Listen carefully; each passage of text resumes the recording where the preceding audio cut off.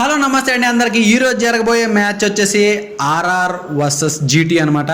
Top of the table GT, bottom of the table RR. రెండు కూడా ఒకటి మించిన దానికి ఒకటి అనమాట. ఎందుకంటే జీటీ ఏమో ఆ లెవెల్లో ఉంది, ఆర్ఆర్ ఏమో ఈ లెవెల్లో ఉంది.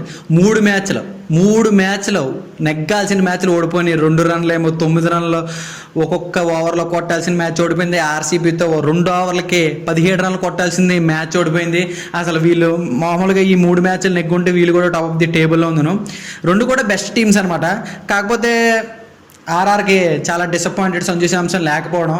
బ్యాటింగ్ ఆర్డర్లో చాలా అసలు ఆడలేకపోతున్నారు అనమాట. ఎందుకంటే సంజు శాంసన్ అప్పట్లో లాస్ట్ వరకు ఉండి మ్యాచ్ నెగ్గించేవాడు. లాస్ట్లో 10-20 కొట్టాలనగా మ్యాచ్ చేతికి ఇచ్చేవాడు అనమాట. లాస్ట్ సీజన్లో కూడా చాలా మ్యాచ్లు ఎస్ఆర్హెచ్ మీద ఒక బాల్కి 2 కొట్టాలంటే మ్యాచ్ ఓడిపోతారు. రియాన్ పరాగ్ మ్యాచ్ 70 రన్లు కొడతాడు.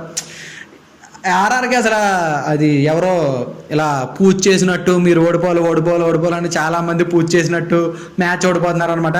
జీటీ విషయానికి వస్తే టాప్ ఆఫ్ ది టేబుల్. అసలు మీరు కంపేర్ చేసుకుంటే అన్ని టీంలతో కంపేర్ చేసుకుంటే జీటీ కొద్ది చిన్న టీం. ఎందుకంటే అందరూ కూడా కొత్త ప్లేయర్స్, సైఫన్ రదర్ఫోర్డ్ అని, సాయి కిషోర్ అని, అప్పుడు రషీద్ ఖాన్ సరిగ్గా ఫామ్లో లేకపోవడం, సిరాజ్ యాక్చువల్లీ తెలిసిందే, ప్రసిద్ధి కృష్ణ. సిరాజ్ అందరికీ తెలిసిందే, సిరాజ్ అందరితో కొట్టించుకునేవాడు. అందరూ అదే అనుకుంటారు. ప్రసిద్ధి కృష్ణ కూడా ఇంజురీ తర్వాత వచ్చాడు. అసలు టీం అనేది అసలు మంచి ఫామ్లో లేని టీం అనమాట. కానీ ఏమన్నా టీమా ఫస్ట్ పంజాబ్తో 242 పంజాబ్ వాళ్ళు కొడితే అసలు ఏం టీం రా ఇది, నెగ్గదేమో అనుకోండి. కానీ వెళ్ళి టేబుల్ పైన కూర్చున్నారనమాట. That is the power of GT. అసలు జీటీ వాళ్ళకి టీం అవసరంలే. వాళ్ళ కోచ్ ఆశీష్ నెహ్రా అనేవాడు అసలు 24/7 అలా నిలబడే ఉంటాడు. క్యాప్ వెనక్కి ఇలా తిప్పుకుని ప్రతి ప్లేయర్తో మాట్లాడి అసలు ఏ టైంలో ఏం చేయాలని బాల్ టు బాల్ చెప్తాడు అనమాట. సో అందుకని GT is very good team, అలాగే బెస్ట్ ఫ్రాంచైజ్ అనమాట.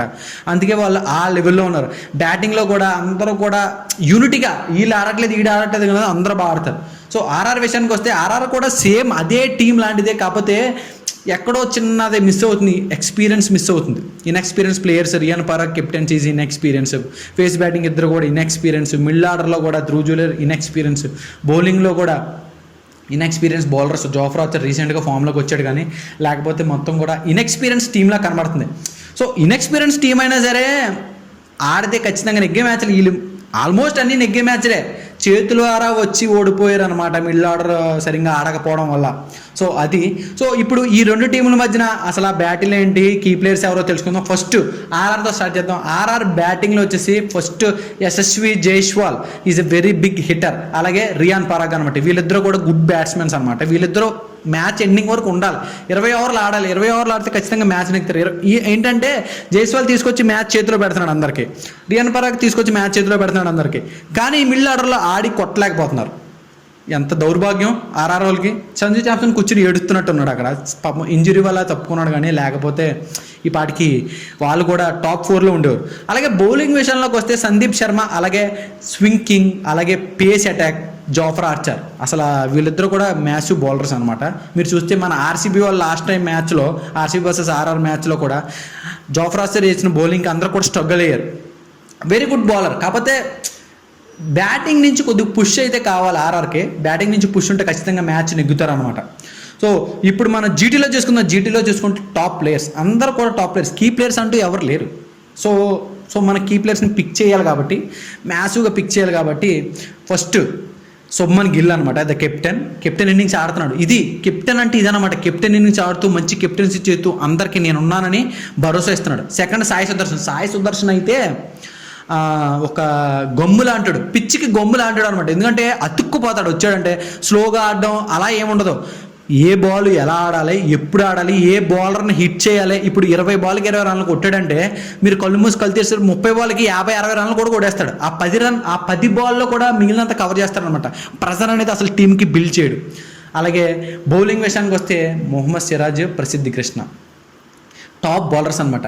అసలు ఇద్దరు కూడా అసలు సిరాజ్ని చూస్తే మెంటల్ ఎక్కిపోయింది ఆర్సీబీలో. ఏంట్రా బాబు ఎలా కొట్టించుకున్నాడు. కానీ అసలు జీటీ ఫ్రాంచైజ్కి వచ్చినప్పుడు అసలు ఏం జరిగిందో, అసలు లోపల వాళ్ళ డిస్కషన్ ఏం జరిగిందో కానీ సూపర్ వేస్తున్నాడు. అలాగే ప్రసిద్ధి కృష్ణ మంచి వేరియేషన్ అండ్ పేస్తో చాలా బాగా వేస్తున్నాడు. ఈ 2 టీముల్లో ఇదనమాట కీ ప్లేయర్స్. పెద్దగా ఏదో ఇందులో ఫెయిల్యూర్స్ ఉన్నాయని ఏం కాదు. సో కొద్దిగా బ్యాటింగ్లో ఆర్ఆర్ వాళ్ళు కొద్దిగా వాళ్ళు ఏంటంటే ఇంప్రూవ్ చేసుకుంటే వాళ్ళు మిడిల్ ఆర్డర్ బ్యాటింగ్ అయితే వాళ్ళు కూడా టాప్ నాచ్ బ్యాటింగ్ ఆర్డర్ అనమాట. అలాగే బౌలింగ్ అటాక్లో కూడా top notch bowling attack Maheesh Theekshana అలాగే వనిందో హసరంగా స్పిన్లో, ఇందులో Rashid Khan and Sai Kishore balanced teams రెండు కూడా. కానీ జీటీలో ప్రతి ఒక్కరు ఆడుతున్నారో ఇందులో ఆడట్లేదు, అదే డిఫరెన్స్. సో ఇందులో ఆడితే కూడా రెండు కూడా బ్యాట్లేదు. సో మ్యాచ్ వచ్చేసి జైపూర్ అనమాట. జైపూర్ అనేది చాలా స్లో పిచ్.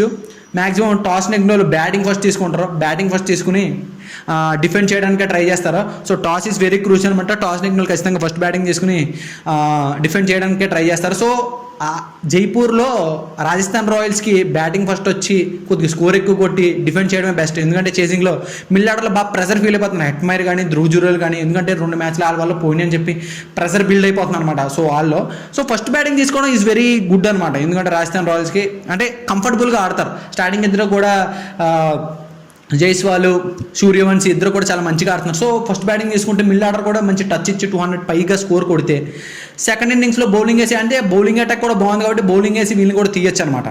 సో జీటీకి చూస్తే ఏ టీం అని లేదు, అలా టెస్ట్ ప్లేయర్లు ఆడుతున్నారు అని అనుకునే టైంలో స్కోరు వెళ్ళిపోతున్నాయి 200 అనమాట. అంటే పిచ్ కండిషన్స్ బట్టి వాళ్ళు బ్యాటింగ్ కూడా అలా చూస్ చేసుకుంటున్నారు, బౌలింగ్ కూడా అలా చూస్ చేసుకుంటున్నారు. వీళ్ళిద్దరి మధ్యన హెడ్ 7 మ్యాచ్లు జరిగినాయి. 7 మ్యాచ్లో 6 మ్యాచ్లో జీటీ కొట్టింది, 1 మ్యాచ్ మాత్రమే ఆర్ఆర్ కొట్టింది. చాలా డామినేషన్ అనమాట. జీటీకి అసలు చిన్న ఇంచు కూడా ఇవ్వట్లేదు.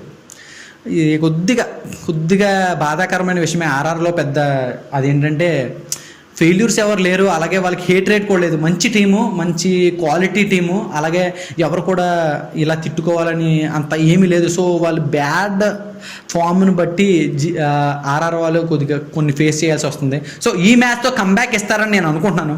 ఈ మ్యాచ్ నేను యాక్చువల్గా జీటీ నెగ్గుతుందేమో అనుకుంటున్నాను, కానీ జీటీ చెప్పాలనిపించట్లేదు నాకెందుకో.